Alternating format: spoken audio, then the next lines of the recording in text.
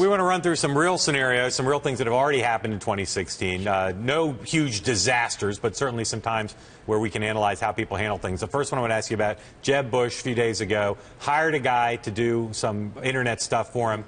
First day, some tweets came out. The guy deleted the tweets, said he was sorry. They didn't fire him. They stood by him. Second day, after some more stuff came out, some posts came out, they fired him. How would you rate and how would you rate the job the Bush operation did, and what does it say about them? I give them a B. I mean, some of this should have been done in the due diligence phase. These were all things that should have been knowable. On the other hand, they made the decision fairly quickly, 24, 48 hours. Obviously, once is a mistake, second time becomes a pattern, and I think they were smart to move after that second. Worse if they vetted him and decided they should still hire him, or that they failed to vet him? Which would be worse? We don't know which it was. No, worse if they had failed to vet him.